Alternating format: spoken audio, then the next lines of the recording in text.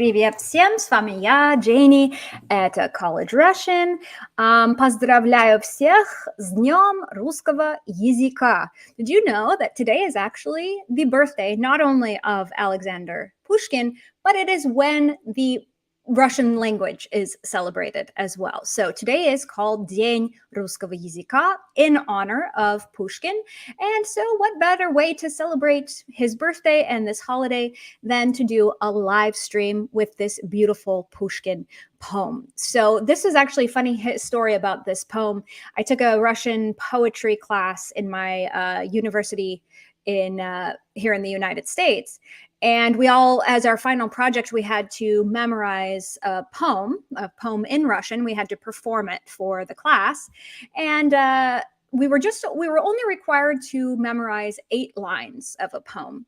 So, of course, me being the #1 fan of the Russian language in the United States, I chose «Я помню, чудное, мгновенье». So I chose this poem by Pushkin, and I performed it for the class, and I was very extra, as the kids say. I went above and beyond. So so this was the poem I memorized for my Russian poetry class. So just a real quick reminder, over on Patreon and Boosty, I have a great little PDF that goes with this live stream that has a better English translation of this poem. Because remember, in these live streams, I give like the awkward English translation, the literal word for word, which then ends up sounding really unnatural in English. So if you download that PDF and you're a member over on Patreon, you'll be able to see like a more beautiful, a more poetic translation of the poem that I came up with. And then I also have a grammar breakdown that I'll give you a little preview of. And then also all that you're seeing today on the screen, it's just right in front of you in paper form, and you can take your own notes on it. So it's a great little system there. Eventually, I hope to turn all of these live streams into like a book, like Learn Russian with Poems and Music, that I will sell. So if you're a Patreon member, you get that just for your monthly donation. So just a quick reminder to go over there and say thank you to Janie for all the work that she does for this, even though she has 4 kids and is on the verge of a mental breakdown many times. Oh, кстати, даже я также хочу поздравить моего ученика Иосиф, да, потому что это его день рождения. Дорогие люди, помогите мне поздравить Иосифа. Так, с днем рождения, Иосиф.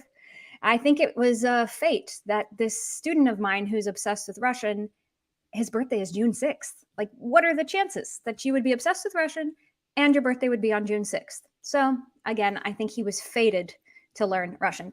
Hello, Isla. Добро пожаловать. Спасибо, что вы оставили вот там комментарии. Всегда приятно видеть, что вы здесь со мной, что я не здесь одна. Вот. Так, очень хорошо. Давайте поздравим Иосифа с днем рождения. Вот. Это он учится у меня, я его репетитор. И он очень хороший студент. Вот. Михаил говорит: Hello, Jenny. It's a great honor for me to speak English with you. Спасибо большое.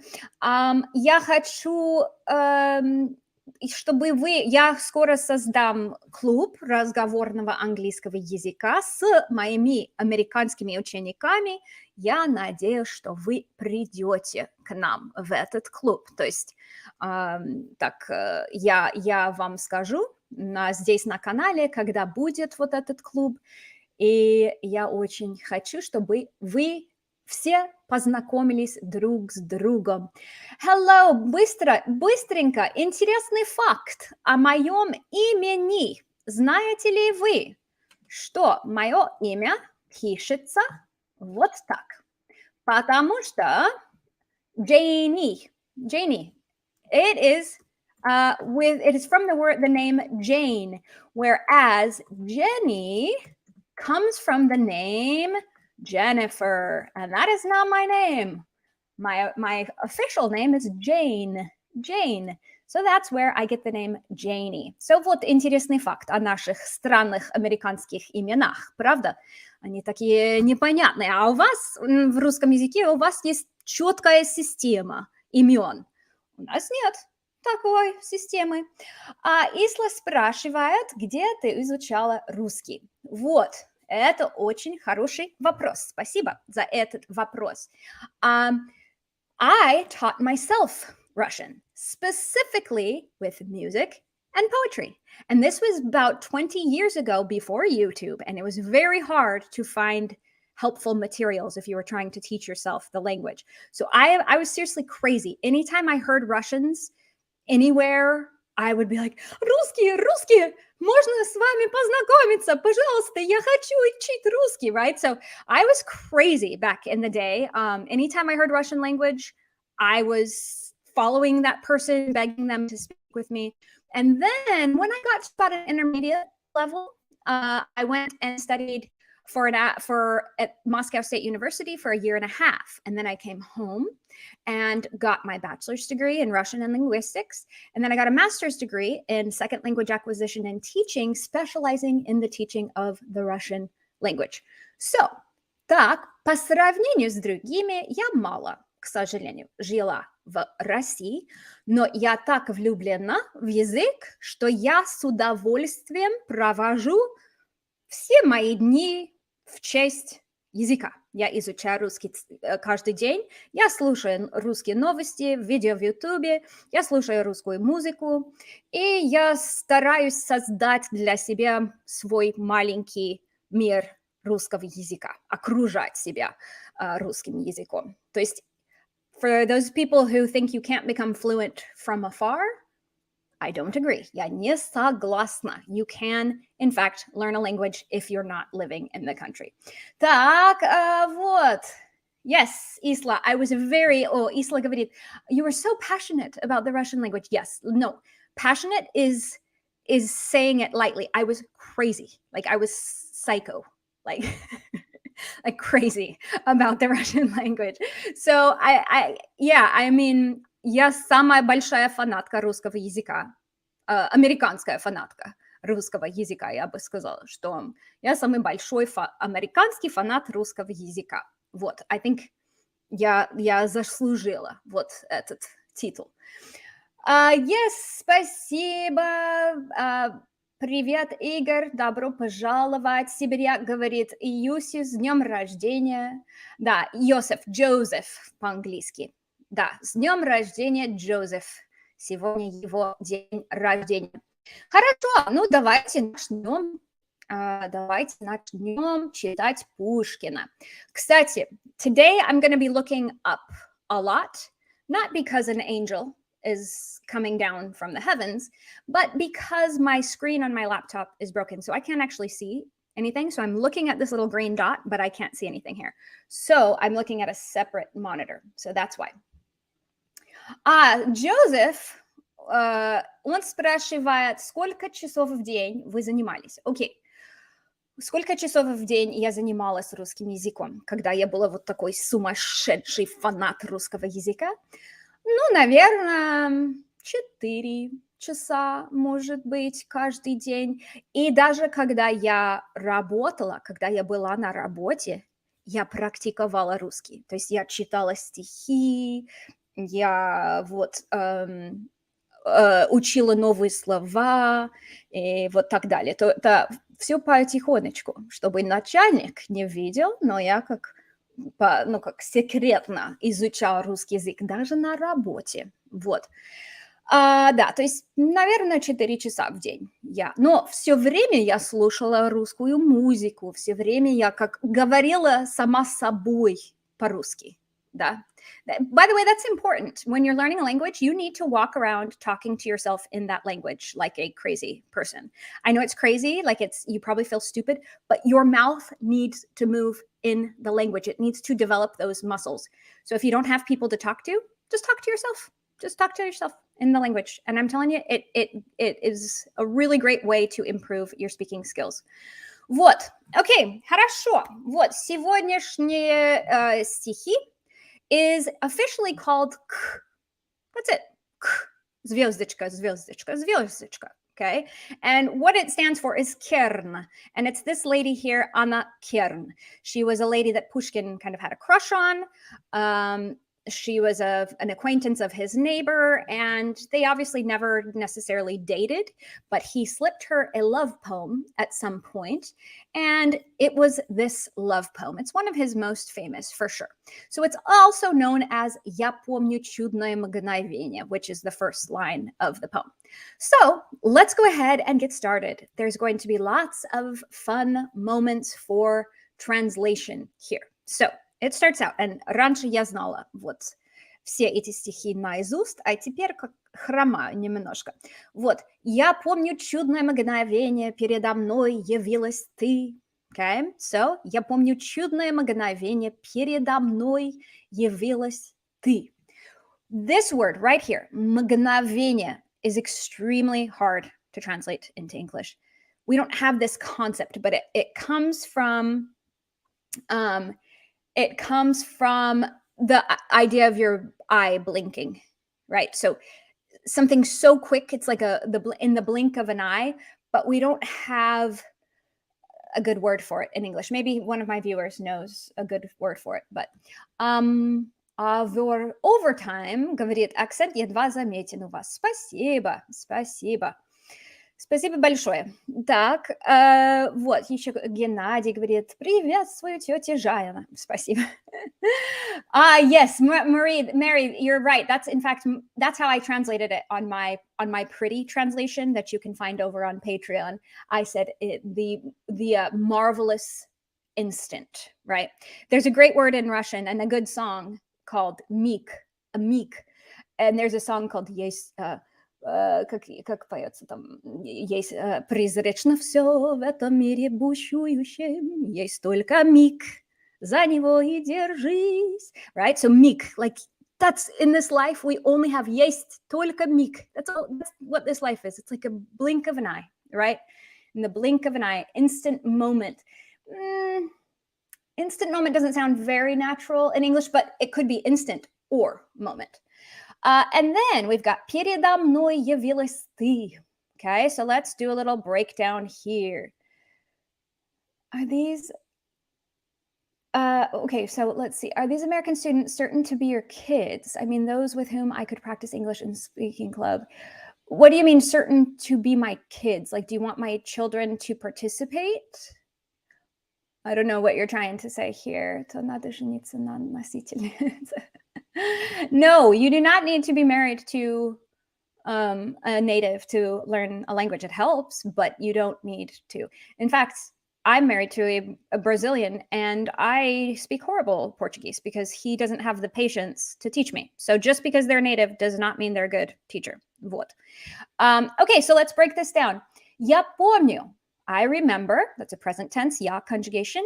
Чудное. This comes from the word чудо, meaning a miracle. So you could say miraculous, you could say marvelous. And this is a neuter. So it's a neuter adjective. And it's neuter because it's describing the мгновенье. Мгновенье. For those English speakers, this is a fun consonant cluster to pronounce. Мгн. Так. Передо мной явилась ты. Okay, so перед forces instrumental case. And then we're just adding in this extra little o to make it flow, right? Because it's really hard. It's a lot harder to say перед мной, перед мной. So we just put in that extra little o because of the consonant cluster. It doesn't happen everywhere, but it just happens in certain places. Явилась ты. Явилась, okay? So that is from this verb, явиться, and it's feminine past tense. Again, if you see here, the word for word translation is weird. And this is why you really need to know Russian to appreciate Russian poetry, because otherwise you don't know what's doing what to whom and where and why and how. So you really need to know the grammar to understand. Now, again, you'll see a better translation of this over on my PDF on Patreon. But we would say something like, I remember the marvelous instant when you appeared before me. When you appeared before me is how you need to change the word order for that to make sense in English. Before me appeared you sounds weird. It sounds weird in English. So, real quick, у меня, кстати, вам, носителям, вопрос. Uh, uh, so видение, you'll see this often in old Russian poetry and literature.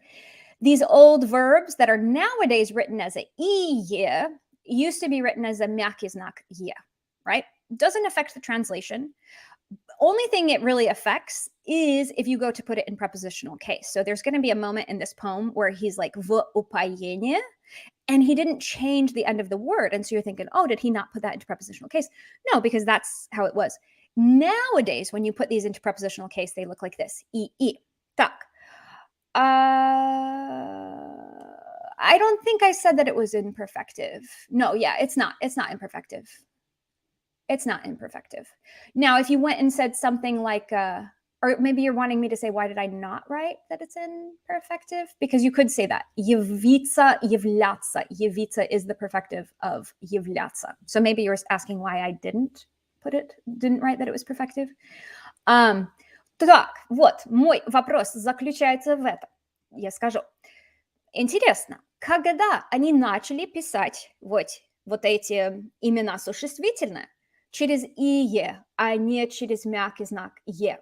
У меня есть теория, что, наверное, это связано с реформой после, коммунистической революции, но я знаю, что кто-то из вас точно знает. И, пожалуйста, если вы точно знаете, именно когда перестали писать вот такие окончания, пожалуйста, оставьте в комментариях, когда это было. Наверное, после революции, но я не уверена. И я знаю, что кто-то из вас эксперт поэтому и знает. Вот. Окей, Геннадий, можно так, и в зависимости от контекста. So yeah, probably in more literary contexts, you can write these nouns like this. Видение. Это разные слова, они разные варианты написания. Ну, как насчет мгновения тогда, Игорь? Мгновение, да? То есть нет такой разницы между этими словами. В упоении, вот. Да, то есть интересно. Да, вот Сергей говорит, что это просто старая форма и так далее. Окей, дальше. Как мимолетное видение, как гений чистой красоты. Вот, so, как мимолетное. How would you translate мимолетный? This has two roots in it. Mima meaning past, and лёт meaning fly. Flying past. The thing that flies past. What would be a good translation of this word? What do you think? Есть ли поэты среди нас? Интересно. Так, мимолетное видение, как гений чистой красоты. Как гений чистой красоты. So let's do a breakdown of these words. Any ideas of how to translate мимолетное? Any ideas? I'm about to reveal it here. Let's go. Like a fleeting vision, мимолетное, and that's neuter. And it's just a nominative case because we're just saying like that. Видение, it's like it could be a vision or maybe somebody has a better. Очень хорошо. Геннадий говорит, что это еле замечаешь, что это так быстро. You hardly even notice it. It went by so fast. Пролетело. Fleeting. Yeah, I don't know if fleeting works in that, but and then как гений чистой красоты. Okay, so we've got гений, meaning genius, nominative case, but now we're going to get into genitive because you're saying the genius of pure beauty. So when we get a genitive case and we can't figure out if there was a preposition or a verb that made us need it, most likely there's an invisible of. Remember in Russian, there is no word for of. It's just genitive case. So the genius of pure beauty. Чистая красота. We go into genitive singular. Чистой красоты. Passing. Passing. Yeah. Passing is not very poetic, but it does. It's the same concept to say passing. Моментальная. Momentary. Yeah, you could say momentary, I guess. Вот. Okay, хорошо. So, like the genius of pure beauty. В томлениях, грусти безнадежной, в тревогах шумной суеты. Okay, so we've got two prepositional plurals. I would love some help translating this word. This is a hard one.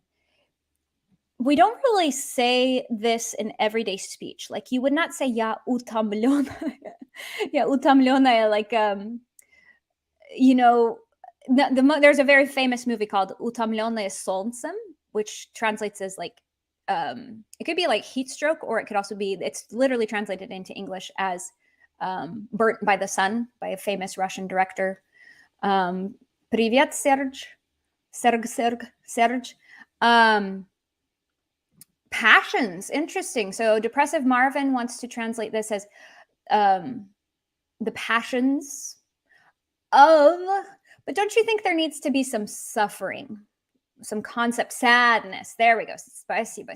Yeah, there's some suffering, anguish, but technically it means fatigue, right? It means you're exhausted, exhaustion kind of thing. So, грусти безнадежной, в тревогах. Ooh, this is a big word right now in psychology. У меня тревога. У меня тревога. Я принимаю таблетки от тревоги, например. So this is a big word for a lot of people. It's anxiety. Ooh, good job, Phil. Очень хорошо. And that's actually how I translated it in my translation as well, as maybe yearning or longing. I can't remember what I wrote. Let's find out. So тревога, anxiety. Let's break down the grammar because we have some hiding ofs. Remember, in Russian, there's no word for of, but there's some ofs in here. So in the yearnings, that's prepositional plural. We know it's prepositional plural because look at those yach, ach endings. Вот. Потом грусти. Again, suddenly we're needing genitive. Only explanation for that is there's an of in there. And it's a feminine. Feminines in genitive that end in a mягкий знак get an e ending. Then безнадежная, helpless. Feminines in genitive get ой. В тревогах. And then again, we're getting another genitive, feminine. Шумной суеты. Okay. Суета is another one that's kind of tricky to translate as well, but it can mean like hustle and bustle and chaos and that kind of thing. Вот. Это ни разу не ожидание. Ты меня утомил. Вот. People are giving some interesting examples of how to use утомить in context.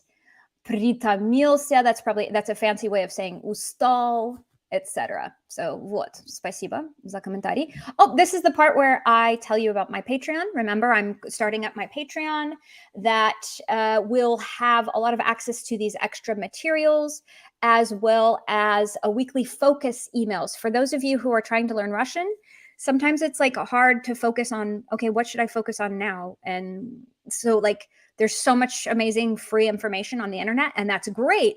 But what the internet doesn't provide you is focus. And so I will be providing those weekly emails where you get like a type of vocabulary or a grammar concept that you should focus on for the week. You'll also have access to the conversation club, as well as you can ask Q&A at any point, and I'll be happy to answer your questions. And then if you follow me over on Boosty, where's Boosty? Boosty, you'll get to see vlogs of me speaking in English. I don't talk about my life very much in English. So для тех, кто интересуется моей англоговорящей личностью, там на Boosty будут вот такие видео, где я говорю о своей жизни на медленном, понятном английском языке. Я напомню вам, что я живу среди иностранцев, среди бразильцев. Я очень редко разговариваю с носителем английского языка, то есть, кроме, конечно, моих детей, но поэтому я привыкла говорить медленно и без сленга.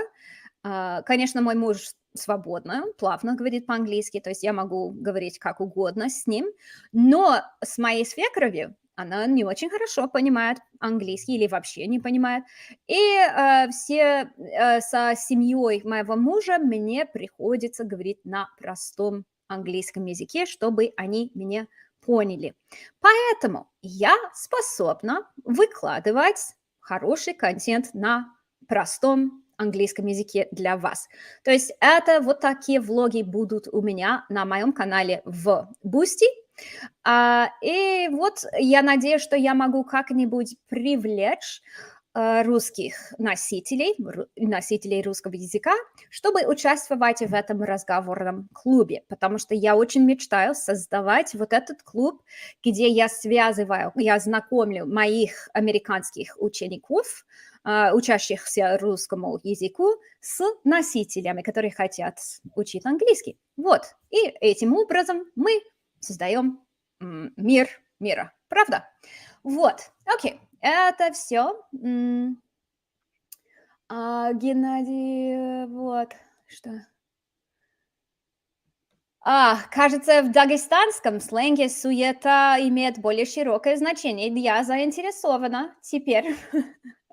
Скажите, если, ну, если это не мат, потому что я не хочу, чтобы вот YouTube отключил вот монетизацию из-за этого комментария. Так, Depressive Martin спрашивает, are my children bilingual? Нет, ни капельки. Но наша дочь, наша с мужем дочь, то есть вот это моя дочь от второго брака, да, она понимает два языка, то есть бабушка говорит с ней по-португальски, и я говорю с ней по-английски, мои дети говорят с ней по-английски, то есть в данный момент ее лексика состоит из двух языков. Я очень надеюсь, что она продолжит понимать португальский язык, но это будет очень трудно, потому что ее папа не очень, как сказать, половину времени он говорит по-английски, половину времени он говорит по-португальски, иногда даже по-арабски, потому что его бабушка была арабка и воспитывала его. То есть, да, это полный бардак, языковой бардак у них. Но я очень надеюсь, что вот наша дочка станет двуязычным. Вот, так. Okay, хорошо. Дальше. So I really hope to see some of you over on Patreon. Again, I'm really hoping to create this conversation club. I'm hoping to get about 10 members before I commit a time slot to doing that разговорный club. But as soon as I can get those 10 members, поехали, right? Вот. Окей, дальше. Пушкин. Звучал мне долго голос нежный, и снились милые черты. О, вот, нежный. This is such an important word in the Russian language, and yet we just don't have a very good translation for it in English. It gets translated in multiple ways, but it's all not quite the same. Вот. So, звучал мне долго голос нежный. So, и снились милые черты. There's another dreaming word. Does everybody remember the difference between мечтать and сниться? There's a very important difference between those two versions of to dream. To dream. Not in English. In English, we don't make the difference, but in Russian, you do have the difference. So, Михаил говорит, окончательно согласен, столь, солнце, перебор и так далее. Раньше, да, твердый знак, это был ер. У меня даже видео об этом, вот об этих реформах, когда пропала ять, когда пропала ер, и когда пропало вот это и, которое до сих пор есть в украинском языке и так далее. Вот, так, окей, хорошо. So start thinking about, so Depressive Martin says, a delicate, ooh, I like that, delicate. Но разве тут, я бы сказала, что тут в таком переводе нет, есть, delicate это более как звук, да, а нежный имеет эмоции. Знаете, нежный, такое слово нежный, также это не только о константации или о звуке, это так же, как о любви. И видите, у нас нет хорошего перевода. We don't have a good translation for нежный. Так, добрый день, Серджио, Хосе, Кастро, Альдана. Добрый день, добро пожаловать. So yeah, нежный, I think I translated it as tender, right? There's a loving, it's affectionate, delicate, gentle. You could really translate it in so many different ways. И снились милые черты, okay? Don't confuse черта with черт, right? I used to do this. I used to confuse черт, meaning the devil, and черты, like I didn't realize they were two separate words, I guess. So let's look at the breakdown here. Звучал, this is the past masculine of звучать, to sound, to ring out, kind of. To me, долго, голос нежный. Okay, we're getting nominative here because it's the one doing the sounding. And then снились милые черты. So in Russian, when you have a dream in your sleep, you don't мечтать. That's not мечтать. Мечтать is about wanting something, hoping for something. When you have a dream, мне снилось что. So a dream happens to you. A dream happens to you. Ты мне приснился вчера. Oh, you came to me in a dream. Like, oh, I had a dream about you yesterday. So he dreamed about but notice there's no about in the Russian language because again, dreams come to you. That's why we have dative up here. So the dreams of her sweet features came to him. Вот. Дальше. Вот. Черты лица, lines of her face. Yeah. I hope I don't have too many черты лица. Вот. Мои черты. Мои черты лица. Вот. Окей, очень хорошо. Твердый знак, говорит, Виталий говорит, твердый знак ставился в конце мужского рода, а мягкий знак в слове женского рода. И сейчас, как интересно, я этого не знала. Да, кстати, so he says, nowadays you see твердый знак at the end of masculine words because the year, I have a whole video about this, you used to have to, every single consonant you used to have to indicate whether it was soft or hard. And now we have мягкий знак at the ends of feminines ending in what are called шипящие, or the hushers, мышь, ночь, рожь, нож, no, not нож, еще какие-то там гуашь, например. And by the way, if you see a мягкий знак after a husher, it's always feminine. Always feminine. Ночь, etc. Вот. Окей. Шли годы, будь порыв мятежный, рассеял прежние мечты. Okay, порыв. This was the one I have a hard time translating. So, подскажите, как вы бы перевели? How would you translate порыв? Okay, so шли годы. There's one of our going verbs. Let's go ahead and break it down. Идти. The years went on, right? The years went on just in one direction. Кто-то вот здесь говорит. A rebel impulse. В английском, наверное, годы не идут, а rebel impulse. Я не поняла вопрос. A rebel impulse? Oh, maybe как переводите порыв мятежный? Я не знаю. Yeah, so you're saying the years went the years. And then this needs to, when we translate this into English, it's going to change the word order. A rebellious gust, a strong urge. Ooh, people have some great translations here. A strong urge, a very fiery, maybe a fiery gust of a storm. So we're getting a genitive plural here. Bur. It's a genitive plural of what was originally a feminine. So a rebellious gust of storms, right? And again, we only know that when we know Russian grammar because English speakers rely heavily on word order, which makes this very confusing. Рассеял, so we're getting past tense masculine because the порыв is what did this verb, is what did the scattering. Прежние мечты, and so the rebellious gust scattered my former dreams, blew them into all different directions, right? And then мечты, remember, that's not the thing you have in your sleep. A мечта is a hope, something you really wanted, right? So he really wanted to be with this girl. Вот. Oh, да. Нет. I don't know. No. Порыв. Окей. Дальше. И я забыл твой голос нежный, твои небесные черты.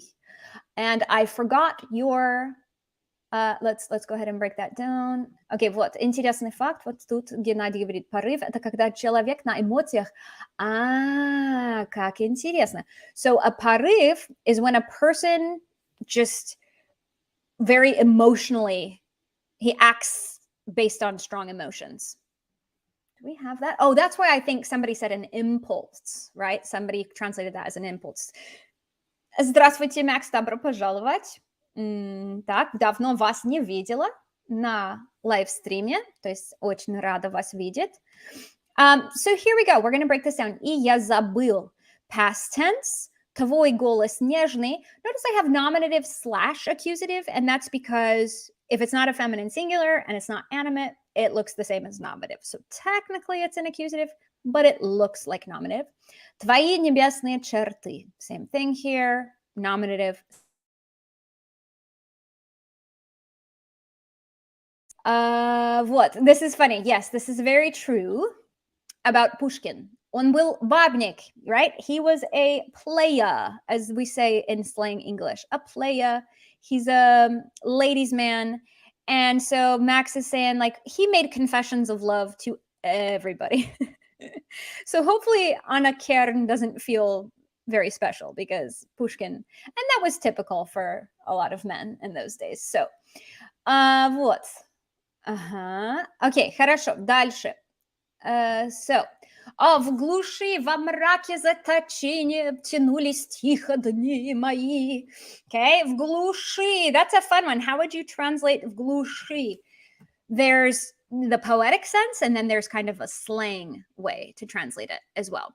Во мраке заточения тянулись тихо дни мои. Okay, so let's break this one down. Как вы думаете, как перевести в глуши? В глуши. Да, в литературном смысле, не в сленговом смысле, а в литературном. Так, давайте посмотрим. So, глушь is in the wilderness. It's in prepositional case. It was originally a feminine. Remember, feminines ending in mягкий знак get e in prepositional case. Во мраке, we're getting a prepositional case here as well, because in darkness. Заточение, confinement, being kind of confined in some way. Тянулись, that's a past tense plural conjugation. Тихо. I was having this conversation with one of my private students the other day about Russian adverbs. So you can form Russian adverbs very easily. You just take the original masculine adjective, take off the last two letters, and put an O. And there you go. You've got an adverb, right? And it turns into a neuter because it's not describing anything in general, right? So that's why notice I really emphasize the quietly. My days quietly stretched on. Okay, so then we've got right here, we're getting genitive singular because you're in darkness of confinement. Remember, there's an invisible of that you have to find. That's, again, can be very hard for English speakers to find. Тянулись тихо дни мои. Look how interesting the plural of день is. Дни, дни. Вот, очень странно. Вот, I've got lots of comments here. I got to catch up on. Okay, that's what I asked you about it. Will I have an opportunity to speak not only with the American students who study Russian with you, but also with your kids? I mean, да, у меня есть сын, который такой балакуча, он никогда не закрывает свой рот. И я думаю, что он с удовольствием с вами поговорит, знаете, потому что он всегда ищет, с кем разговаривать, кому рассказывать все свои интересные факты, о которых он узнал в интернете. Да, если у вас есть такой интерес, я могу устроить вот такой разговор. Вот, okay, so I didn't see anybody try to translate глуши. So in this sense, in the more literary sense, it means in the wilderness. But nowadays, if you say, ну, мы были в глуши, когда у нас ну, как машина сломалась. So в глуши in like slang is in the middle of nowhere. In the middle of nowhere. Yes, Niels, это Niels. Вот, то глуши is like, it comes from the word глухой, meaning deaf. So it's like you're so far out there, nobody can even hear you, kind of thing, right? Again, in today's speech, you could say в глуши, он живет там в глуши, like he lives clear out in the middle of nowhere. But again, in this is more poetic to say in the wilderness. Вот. Как silence. Oh, good. So yeah, somebody. So as I said, глуха is it can also mean like deaf as well. Как silence, мрак, темнота. Right. So these are older versions of it. So he sat in darkness and quietness. Interesting. I like that. You're exactly right. He's playing off of that concept of quietness. Очень хорошо. Балабол. Да, балабол. Может быть, я сказала украинское слово балакуча. Вот. Окей, очень хорошо. Так, следующий. Без божества, без вдохновения, без слез, без жизни, без любви. Okay, we are going to get some really great genitive case practice here because без forces genitive case. So, I translated as божество as bliss. Maybe somebody else won't agree with me, but yeah, so so without. So notice the originals here, and then we put it into genitive case, gets an a, or a ye turns into a ya. Then we have a genitive feminine plural where we get a zero ending, right? Remember, if we have a genitive feminine plural, it's going to end in a consonant, like which hurts your brain that a feminine could end in a consonant. It's very counterintuitive. Без жизни, the original ended in a мягкий знак, and then same here. Без любовь ended in a мягкий знак, без любви. Вот. So without bliss, without inspiration, without tears, without life, without love. Pay attention to these words because they're going to come up again later in the poem, and I don't translate them for you. Вот. Хорошо. Then, душе настало пробуждение, и вот опять явилась ты. Okay, so we're starting to see some repeat words that you might remember. Душе настало пробуждение. So then to my soul came an awakening. We're getting dative, feminine, singular. Настало can mean to come, to arrive as well. Пробуждение, like an awakening. И вот опять явилась ты. There's that phrase again, явилась ты. We're going to start having a lot of repetition here.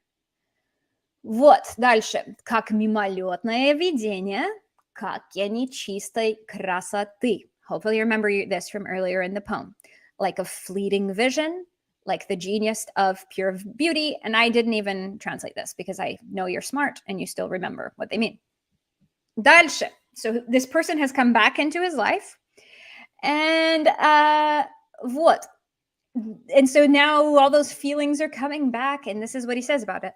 И сердце бьется в упоение, и для него воскресли вновь. Okay? So сердце бьется в упоение. This is an interesting word to try and translate. So let's look at it. And the heart, neuter, бьется, beats. В упоение. So this is technically in prepositional case, even though nowadays this phrase would be written as в упоении. В упоении. Вот. And then и для него. Why did we put the N in there? People always ask, my students always ask me that. Why did we suddenly put a N? Okay, so if it is a pronoun, right? If it's just a pronoun, he, she, they, plus it's preceded by a preposition, в, на, с, от, для. We need to insert an N. Okay, so для него, для нее, для них. And that only applies to the third person pronouns. He, she, they. Мы говорим о нем. Мы говорим о них. Вот. Здесь интересное... Вот. Упоение. Пить. Yeah, it comes from the concept of pить, to drink. So maybe being carried away with drinking. Вот. Дальше. В упоение. Again, that's in prepositional case. Воскресли. That is the past tense plural of воскреснут. И вновь. Так. Следующий. Okay, so again, this is the final poem of the final line of the poem, and these words are all repeats, so I'm not going to translate them for you. So he says, my heart starts beating in ecstasy, and for him, meaning for my heart, once again are resurrected what? Those things that he was just living without. И божество, и вдохновение, и жизнь, и слезы, и любовь. Do you remember the translation of all of those words? And here they're all in nominative because those things came back into his life. Whereas before they were in genitive because he was living without them. So божество, bliss, вдохновение, inspiration, жизнь, life, слезы, tears, and любовь, love.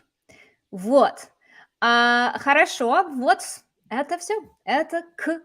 Это стихотворение Пушкина к. That's Pushkin's poem. К. Вот, то есть это все. Спасибо вам большое, пожалуйста. So don't forget to like the video, to comment, and then also go visit my Patreon page, my Boosty page. I'll put the links to all of that down below. Again, once I get those 10 members, we will start our conversation club. So for those of you who want to be able to do that club, I need a guarantee that I have some participants. So, so somebody says, если переначить в Владимира Маяковского, so as to rephrase in Mayakovsky, I would. Are you? Yeah. So let's see. I would learn English only if Janie is speaking it. Yeah, I think that's something about «Я бы хотел жить и умереть в Париже, если бы не было такой земли. Москва?» Может быть, я правильно догадалась? Это какое там переиначение. Вот. So anyway, это все. Go ahead and come find me over on Patreon, on Boosty. Don't forget to subscribe to the channel. It's kind of fascinating how many people come and spy on the channel without ever subscribing. I don't know the logic or the psychology behind that, but вот, это все. Спасибо вам большое. Увидимся на следующей неделе. Лайвстрим на следующей неделе будет, наверное,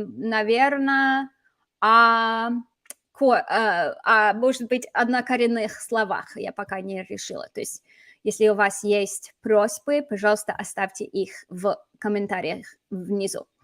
Хорошо, это все. Поздравляю всех с днем рождения Пушкина, поздравляю всех с днем русского языка и поздравляю Джозефа с днем рождения. Это все. До свидания. Спасибо, что пришли.